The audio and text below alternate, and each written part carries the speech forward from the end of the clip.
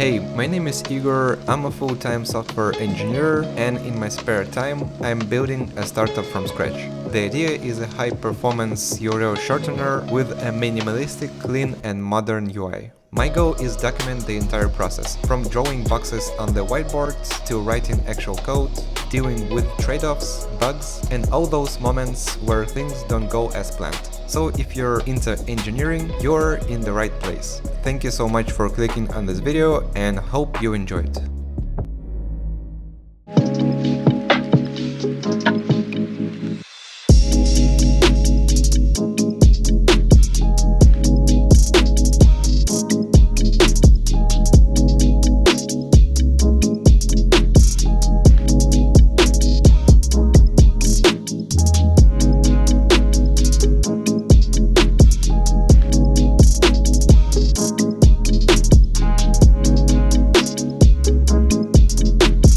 So in one of the previous videos, I said that in front of each link entry, I want to add a little circle with icon of the website the link was shortened for, and I thought, okay, it shouldn't be that hard, right? I mean, it sounds like a super simple solution to implement. And the first instinct was to scrape websites on my own, fetch the icon of the website and store it somewhere in some way. It might be either URL that leads to that icon, or I can even store binary or base64, some kind of representation of that directly in database. But soon enough, I realized that some of the websites make it super hard to find and get those icons. And then I thought, okay, what can I do differently? And I started to look for some kind of icon fetcher libraries or services. And while I was looking for those, the decision that I need to make in terms of storing those icons became closer and closer. And in general, storing some kind of external URLs and providing that to users is something that I was not super comfortable with, because you never know when the content of that URL changes. And on top of that, I didn't really want to add S3 bucket dependency in my application. So I said, screw it. Probably I can store that directly in database as binaries, which should be pretty straightforward, but unfortunately it's not that simple. And before making these kind of decisions, I always like to do a simple exercise where I do rough calculations that could give me a pretty good idea what would it mean for my application in terms of performance, latency, costs, etc. So if I decide to store icons in database, obviously the most of the raw size would consist of the binary of the icon itself. And usually you try to predict how many requests per second you anticipate for your application. And you take the worst case scenario where the RPS count is the highest. And then you do the math and calculate how many requests you are gonna expect within 1 day, then 1 month and 1 year. For now, obviously I don't have this number. So we are gonna try to imagine that the application is generating 1 million links per month, let's say. And based on my research, it appeared that one Fav icon can be around 4 kilobytes in size in average. And the worst case scenario in terms of the size might be 50 or 100 kilobytes. And that is probably ridiculous, because we always need to strive to optimize everything on the front end in terms of the size. But I can imagine that that icon might be either super high res, or maybe there is some crazy animation going on in there, right? So we're gonna take 1 million links per month, and the worst case scenario in terms of size, 100 kilobytes. Okay, and let's calculate how much storage that would mean per month. And that is gonna be 100 million kilobytes per month. And we are gonna convert that in gigabytes. So 100 gigabytes per month. So 100 gigabytes per month in terms of storage, or 1.2 terabytes per year. I would say this is a lot, especially if you consider that's only for a single table. So we don't even calculate the rest of the application, the rest of the data that will be stored. But let's say the storage is not that expensive and we can afford 1-ish terabyte per year, and that is not a problem for us. And another aspect that we need to keep in mind is bandwidth, or simply, in other words, the traffic that your application receives and the traffic that your application returns to the client. I've already talked about this this in the past, but I want to highlight that once again with another example. First is the traffic that your application receives, it code ingress, and the traffic that your application returns in response, code egress. And this is something that you need to pay when you're using cloud providers. So egress is usually doesn't cost anything, so basically $0. But in terms of egress, it depends on the provider. Sometimes you can get free tier or maybe free usage each month. For this one, we're gonna take an average AWS cost per gigabyte, which is 9 cents. And let's say first we're gonna calculate how much would it cost for 1 million links per month. So we need to multiply 100 by 9 cents, which is $9. Okay, not that bad, but in these calculations, I assume that users are gonna generate 1 million links per month, and this is for creation. But when it comes to GET requests, you should expect way more than POST ones. So let's say instead of expecting 1 million links per month to be fetched by users, we're gonna make it to 10 million links, and that would be a bit higher. So we already have $90 per month. And if our users are refreshing application constantly and trying to get more information about links, that would increase to $900 per month. So I don't know about you, but I am not ready to pay even $90 per month for this. So obviously you could tell that instead of all of that, we could have some kind of S3 bucket. Also, we can put CDN in front of it. And let's say request comes through the CDN. If the file is not there, it's gonna fetch that from S3 bucket. And the next time when the request comes to the CDN, it's already cached there. And what's great about content delivery network is that it's always geolocation based, and they fetch something from your resource and then caches that locally closer to your user's locations. So the next time when they're gonna request for the same file, it will be delivered way faster than it was initially. For now, I'm trying to avoid S3 bucket or other similar solutions at all costs. For now, I don't see any reason why would I need that. And another reason is simply I want to stay lean on the dependencies or external services that I use. And here you can ask, if I'm not going with the solution to storing that in database and having around $90 per month bill for the bandwidth, and if I don't want to store that as the regional URLs because of the security concerns, so what would I do with this feature? What would be the best way to implement it for me? So the solution is that simple and probably would be the most efficient of all of that we already discussed here. There is undocumented Google service that provides the exact solution that I need. So it's their kind of internal tool that they use for fetching Favicons. So if you paste any domain name here and you specify the size, basically it's 64 by 64, and you get the icon. How cool is that? Yeah, and that is simple as that. And this is what we have in the applications. If there is no icon, I'm going to display the default one. But if Google service returns something, I'm gonna show it instead. I don't know, I like this feature so much. So if you want to find some link, your eye can instantly catch that icon. Even if the title is different, you would always know what's the icon look like. And in terms of code, there's basically nothing to show. It's super simple, just a single function. So I get the domain name from the long URL, then I get the response from the Google service. And if there is no icon, I'm gonna display the default one. And if there is one, I'm gonna show that instead. So understanding the foundations even behind the software like this is what actually make you stand out as a professional. I mean, yeah, you can shove the idea into AI and get something up and running really fast. But if you treat your app like a black box, you never know when and why it's gonna blow up. And honestly, almost every tutorial you need is already there on YouTube for free. For me, usually the real problem isn't access, it is structure. And if I want to save time and avoid that chaos, having well-organized hands-on path helps a lot. And one thing I've personally used is Scrimba. Their whole thing is interactive. The lesson video plays right inside a real code editor in your browser. You can pause the instructor anytime, edit code live, and run it instantly. For me, following courses on Scrimba feels like a pair programming in some way, where you're a driver and the instructor is a navigator. I honestly haven't experienced this anywhere, and Scrimba offers so much stuff for free. So, you know, know me, I'm a strong type language guy, and let's say I want to bring this mindset in my Next.js application. So I go on Scrimba, courses, look for TypeScript one, and here we go, all the foundations I need perfectly organized, and this one is also included in the free plan. Pro subscription though unlocks full structured paths for frontend, backend and full stack, with real projects that you can proudly put into your portfolio. So definitely give it a try if you're looking for a great way to get better in programming. You can find my link with a discount in the description. And yeah, thank you so much Scrimba for supporting the channel.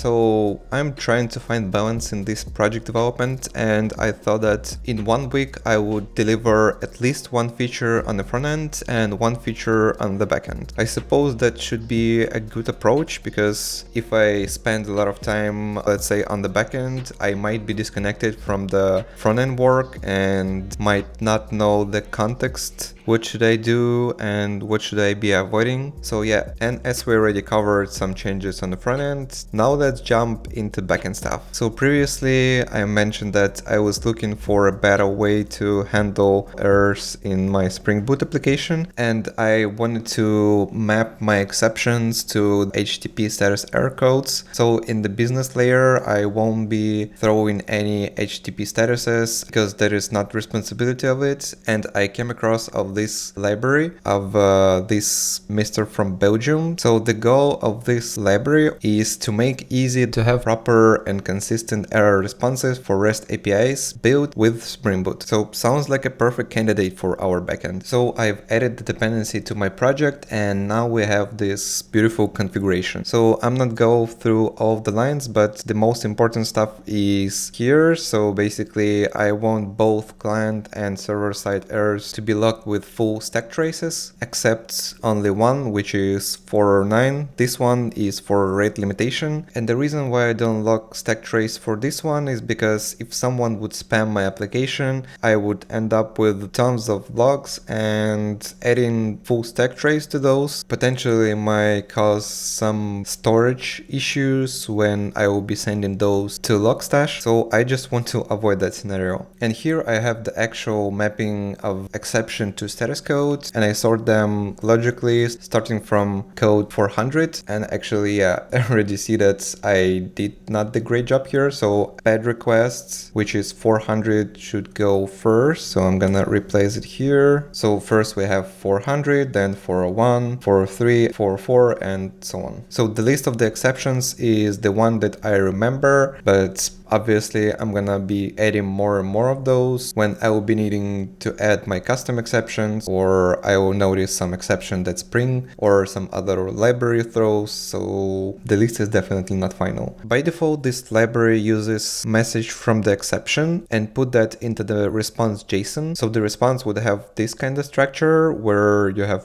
message, which is your exception message, and the code, which is your exception name, but without the exception prefix in it. And with this library, I have two preferences. The first one, instead of this JSON structure, I would like to have problem details object. And if you're not familiar with that one, it's essentially a standard that should be used on web for all HTTP API error responses. So our application should produce this set of fields. And fortunately, the library does provide easy way to be compliant with this format. And the only thing that we need to do is set use problem detail format to true. So at this moment, my application doesn't have this configuration. And now I'm going to simulate the case where the short link doesn't exist. So I should get 404 here, and we check what the exception type is thrown here if the resource is not found. So I have a couple of support methods here. So here, if the object is empty, and in our case, database query return optional. And if it's not present, I throw not found exception, which I created specifically specifically for my application, and this exception with this package name we can find here. So here we go, not found, and let's check it out. So if I make a request, yeah, I have 4 error. The response is kind of similar to the problem detail one, but it's not quite the same. By default, this library should produce JSON with field code and message, and I rename it to type and detail to be compliant with the specification. But all of this is unnecessary because we can remove this one. I can remove this property as well, because with the problem details format set to true, all of that is handled automatically. So if I rerun the request again, and just like that, now we're compliant with the standard that should be used on the web, and the type is our exception type without exception prefix, just like I explained previously. And to prove that it's not coming from the HTTPS status code, which is the way title is fulfilled, so I'm gonna change the exception name here, and I'm gonna rerun the application again, and now I run my request again. So yeah, that's kind of proof, I think. And you may notice that my exception has message unable to find short link by key, and my JSON response doesn't have that for some reason. And this is simply because I wasn't that comfortable showing the entire message in the response, because sometimes you don't want to expose information to the client that only your backend should know. So in the detail field, I have a timestamp instead of message. And this one took a while to set it up. Unfortunately, the library doesn't provide an easy way to have this field the same for all the exceptions. There are a couple ways to override that behavior, and one of those is on the specific exception type. So instead of grabbing the message from the exception, it would replace that with this string, and that's how it would look like. But the problem with this one is this configuration is only exception type specific, and here you can pass only string value. And instead of this one, I just want to call local datetime now and return a timestamp. There is an easy way though to add new fields in your response, but that would be added on top of the default field set. Another way to achieve that is to implement API exception handler. But when I look at the example, let's say can handle will return true all the time, so that handler will become a global one. But down below here, you would need to build API response from scratch, which is totally fine. But the only issue with this one is I would need to know the exact mapping of the exceptions, which would basically make this configuration irrelevant. Fortunately for me, and this is why I love Spring, I can debug and know the exact place where the message is fulfilled. So here is the class, and what does it do? It basically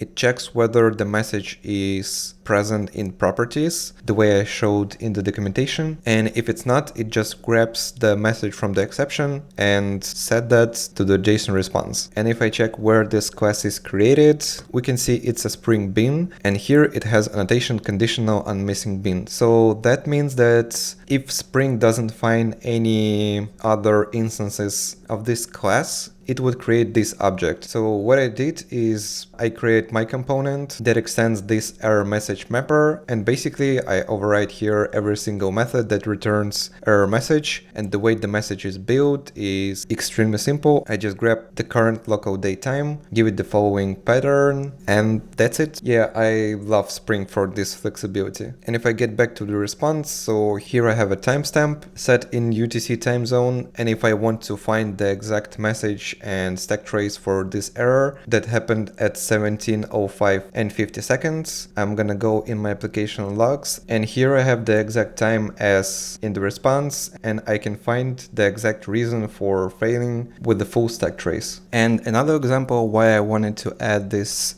error mapping is the case that I briefly talked in the previous video, in a component where I checked the refresh token scope, and on the left side previously it was thrown bad credentials exception, which will be translated into 401 by Spring, but instead I wanted to have 403 forbidden error, and now it's easily can be achieved by throwing my custom access denied exception, and all of this would help me to make some decisions on the front end. So let's say we have a case where token is valid or token is expired and refresh token exists. And this one didn't expire. The application should be like, in the first case, hello good sir, here is your dashboard. And the second one, oh, I see you received 401 and you have refresh token. So let's refresh it, and don't worry, you don't need to do anything. Here is your dashboard once again. But let's say we have a case where token is also valid, but the resource is out of scope. And in this case, it should be like, bro, I know who you are, but this door is unfortunately closed for you. So the application should show something like 403 forbidden page. And also there might be a third case where there is no token at all, or it's invalid or expired and there is no refresh token. And in this situation, it should be like, wait a minute, who you are, buddy?